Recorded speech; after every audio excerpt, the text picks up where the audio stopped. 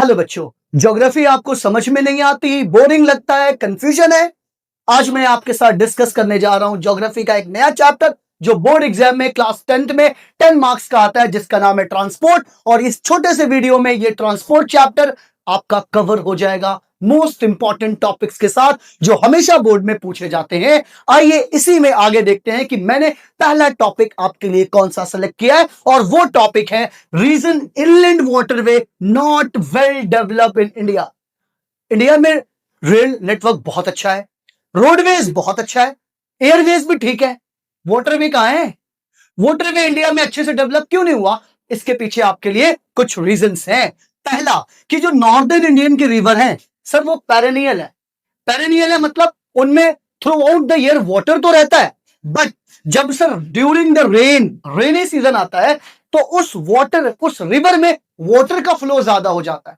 Water का flow ज्यादा होने की वजह से फ्लड आ जाता है, और जब फ्लड भी आता है और प्लस साथ में जब ये रिवर्स माउंटेन से नीचे आती हैं तो ज्यादा वाटर के साथ बहुत ज्यादा अमाउंट में सेडिमेंट्स लेकर आती हैं, स्लिट्स लेकर आती हैं, जो नेविगेशन को डिफिकल्ट करता है, जिससे नेविगेशन प्रॉब्लम क्रिएट करता है, नेविगेशन इम्पॉसिबल हो जाता है। सेकंड, अगर सदर्न इंडिया की बात करें, सदर्न इंडिया के रिवर नॉन पेरेनियल है। क्या है? नॉन पेरेनियल इन नेचर, मतलब उन रिवर्स में water through out the year नहीं होता है। जब रेनफॉल होती है तो वाटर आता है, उसके बाद से फिर वो धीमे धीमे एवोपोरेशन के बाद चला जाता है, मतलब नॉन पेरेनियल है। बट प्रॉब्लम क्या है? नॉन पेरेनियल है ठीक है, बट उसके साथ साथ नॉर्दर्न इंडिया डेक्कन प्लेट्यू में प्लेट्यू रीजन है। सर वो प्लेट्यू रीजन है, वहां पे बहुत रफ टेरेन से होकर रिवर्स गुजरती हैं, कभी वाटरफॉल आता है, कभी वैली आती है। उस केस में कैसे शिप चलेगा? मान लो यू शिप जा रहा सीधे पहुंच गया नीचे, पॉसिबल नहीं है। एंड थर्ड रीजन, कि जो रिवर्स हैं ड्यूरिंग ड्राई टाइम या ड्राई सीजन, जब बारिश नहीं होती है तो उनका वाटर लेवल डिक्रीज हो जाता है, शैलो हो जाती है, वाटर लेवल कम हो जाता है, जिससे नेविगेशन पॉसिबल नहीं है। तो these are the three reasons which are not favour in the development of waterways in India, inland waterways in India. जिन्हें इन 3 पॉइंट्स को बच्चों अगर आपने याद कर लिया तो आपके मार्क्स जो इस टॉपिक से आते हैं वो सिक्योर हो जाएंगे।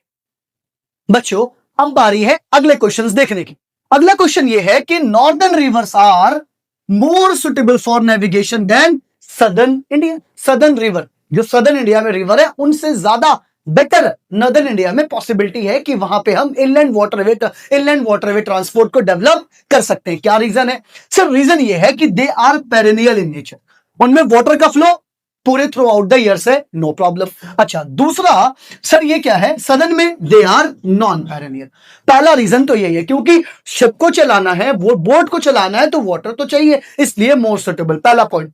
दूसरा, they flow through relatively flat land. आपको भी पता है कि नॉर्दर्न प्लेन कहते हैं, मतलब यहां की लैंड क्या है? नॉर्दर्न प्लेन में फ्लैट लैंड है, मतलब ये नहीं फ्लैट जा रहा है बिल्कुल ये स्टीप आ गया, ऐसा नहीं है, क्योंकि शिप को भी फ्लैट लैंड चाहिए। तो this is the second cause कि यहां पे फ्लैट लैंड है। और सदर्न रिवर जो फ्लो करती हैं भाई वो प्लेट्यू रीजन में फ्लो करती हैं, वहां नेचुरल डिप्रेशंस बने होते हैं। लैंड शिप यूं जा रही है फिर सीधे नीचे पहुंच गई, ठीक है, फिर कभी ऊपर पहुंच गई, तो ये पॉसिबल नहीं है ना। इस तरह से हम एक वाटरवे में इनलैंड वाटरवे ट्रांसपोर्ट को डेवलप कर ही नहीं सकते हैं। तो दीज आर द 2 रीजन, ठीक है। उसके बाद एक अगला क्वेश्चन ये है बेटा कि inland waterway decline its importance.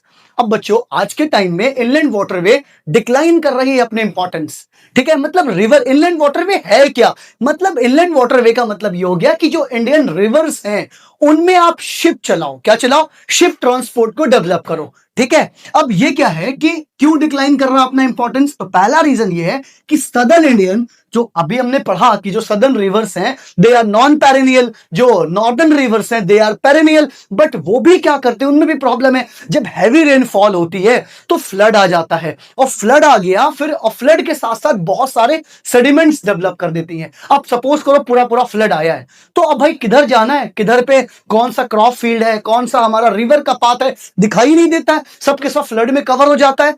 तो ये प्रॉब्लम क्रिएट करती है नेविगेशन में, एक पर्टिकुलर रूट डेवलप नहीं हो पाएगा जाएगा, पूरा पूरा फ्लड में है, भाई किधर जाना है, कहीं भी चले गए, जब देखा अरे फ्लड खत्म हुआ, ये तो हम बिल्कुल किसी बस्ती में खड़े हुए हैं, ठीक है। तो ये एक प्रॉब्लम क्रिएट कर सकता है। सेकंड, इसकी स्पीड स्लो है, और फ्लो भी किधर कर, और सदर्न जो इंडिया में फ्लो करता है वो रफ टेरेन है, ये मैंने आपको ऑलरेडी बता दिया। और जिसकी वजह, और उसके साथ साथ जो रोड ट्रांसपोर्ट है, रेलवे ट्रांसपोर्ट है, वो बहुत फास्ट डेवलप हुआ है इंडिया में, जिसकी वजह से ये जो इनलैंड वाटरवे है इसकी इंपॉर्टेंस डिक्लाइन हो रही है। लेकिन अब गवर्नमेंट फिर से इनलैंड वाटरवे ट्रांसपोर्ट को डेवलप करने की कोशिश कर रही है।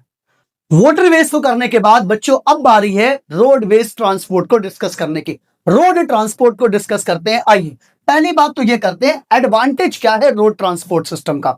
सर बचपन से अगर हम लोग घर से स्कूल भी आते हैं, कौन सा ट्रांसपोर्ट यूज करते हैं, रोड ट्रांसपोर्ट। तो पहला फीचर तो यही हो गया कि road transport door to door service provide करता है। Sir door to door service, अपने बस वाले को या वैन वाले को जब चाहे भैया रोक दो, तो फ्लेक्सिबिलिटी है, जब चाहे हम कहीं रोक सकते हैं, जब कहे चाहे कहीं भी जा सकते हैं, अपने डेस्टिनेशन को भी चेंज कर सकते हैं। तो फ्लेक्सिबिलिटी है, vehicle can stop anywhere any time and is cheaper for short distance. अगर हमें शॉर्ट डिस्टेंस पे कहीं जाना है तो भाई हम ट्रेन थोड़ी करेंगे, रेलवेज थोड़ी करेंगे, एयरवेज को थोड़ी करेंगे, तो चीपर है किसके लिए, शॉर्ट डिस्टेंस के लिए, टू अदर ट्रांसपोर्ट।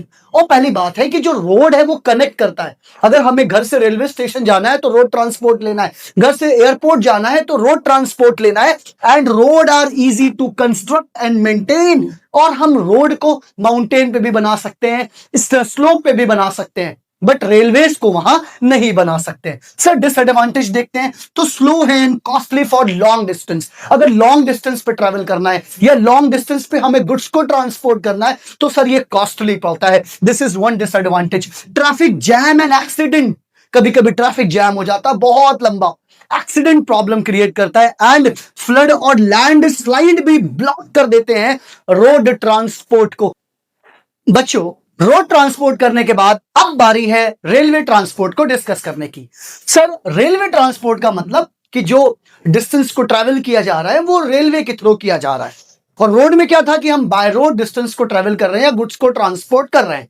रेलवे में क्या है कि railway are best for carrying bulky goods. Bulky goods means heavy goods, जैसे व्हीकल की ट्रांसपोर्टेशन करना, सीमेंट्स का जो भारी भारी गुड्स हैं उनका ट्रांसपोर्टेशन करने के लिए रेलवे बेस्ट है। एंड अगर passenger 1000 kilometre 2000 kilometre distance travel करना है, लॉन्ग डिस्टेंस को अगर पैसेंजर को ट्रेवल करना है तो railway is best for that. उसके साथ साथ बेटा ये ऑल वेदर ट्रांसपोर्ट सिस्टम, जैसे अगर लैंडस्लाइड हो गया या फ्लड आ गया तो क्या है कि रोड को ब्लॉक कर सकता है, बट रेलवे क्या है इन कंडीशंस में भी आराम से चलेगा ऑल वेदर ट्रांसपोर्ट सिस्टम, क्योंकि रेलवे का एक अपना पर्टिकुलर ट्रैक होता है, वो उस पर्टिकुलर ट्रैक पे ट्रेवल करती है और मूव करती है।